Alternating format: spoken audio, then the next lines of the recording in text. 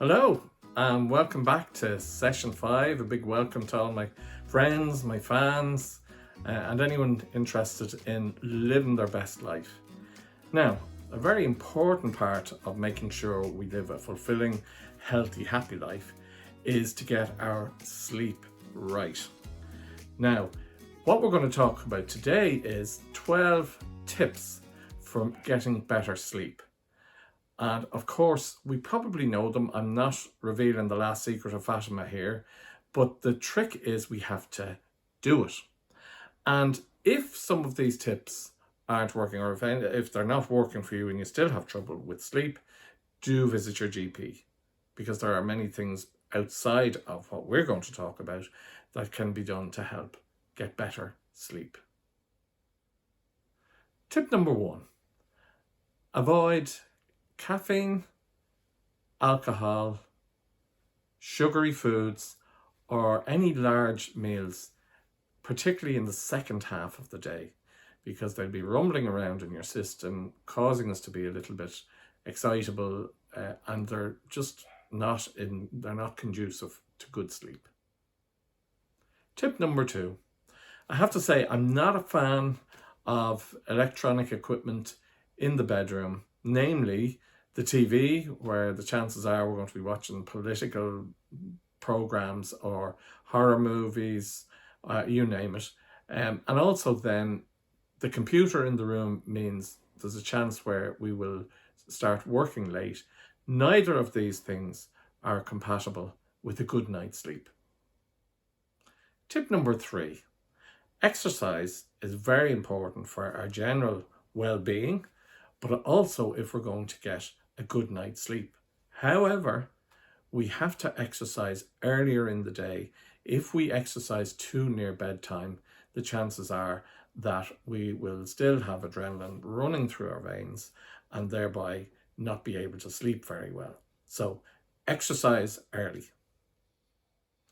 Tip number 4, we talked before about the importance of soothing the senses. Well, this is particularly important in the context of getting a good night's sleep. So make sure the room is dark so we soothe our sight sense. It'd be a good idea then to maybe put on a nice moisturizer to sort of calm us down. Or what about a nice diffuser that we can spray on the pillow that helps us get some sleep? Tip number 5, have a bath before bedtime or even a shower. They'll relax you and have you ready for bed. Tip number 6, develop a bedtime routine. Things like getting to bed before 11 will really help out. But it's up to you then to decide what you're going to do, but try and do it regularly, try and have it the same each day. Tip number 7, change your sheets regularly. It's amazing how we can get lulled into that idea that we just sort of don't bother changing sheets. It's important for a good night's sleep to feel that your sheets are fresh and comfortable.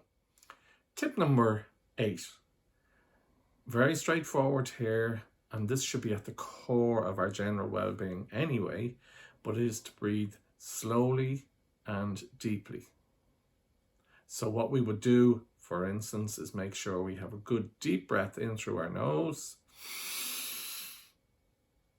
Hold it for about 4 seconds and then a big breath out. Making sure that the breath out is twice as long as the breath in. Tip number 9, read a book. But just make sure it's not a horror book or a thriller. We're far better off reading an autobiography or something not too challenging. Tip number 10, very simple, count. Count something. Sometimes what I find is very good for getting off to sleep is to try and count the amount of days to my next holiday, or count the number of days that I'm going to lose 4 stone. Now, that's a challenge for me. But It's like the counting sheep, but you can make it more relevant to you and more contemporary. Tip number 11. If you haven't fallen asleep in about 15 minutes, don't lie there agonizing over why you can't get enough sleep. Get up and go and do something, or start to read. But whatever you do, don't just lie there waiting for sleep to come over you. And then after about 20 minutes, you can get back into bed and maybe start counting. Tip number 12. Try and avoid using an alarm clock. The reality is that our sleep cycle is about 90 minutes. They call it the circadian rhythm. And sometimes we could be halfway through our circadian rhythm, or there's a particular type of sleep, they call it rapid eye movement sleep, when we tend to dream. Now, if we are woken up by an alarm in the middle of our dream, it makes us feel groggy. So our final tip today is try and wake up naturally as part of our sleep cycle, and we'll feel much better when we do get up. Well, that's it for today. Thanks very much for listening in. Don't forget, sleep is very, very important. We all know what we should be doing. It's a matter of actually doing it. But if we get a good night's sleep, there's no doubt we're going to be more productive the next day. Take care, and hopefully we'll see you the next time. Bye.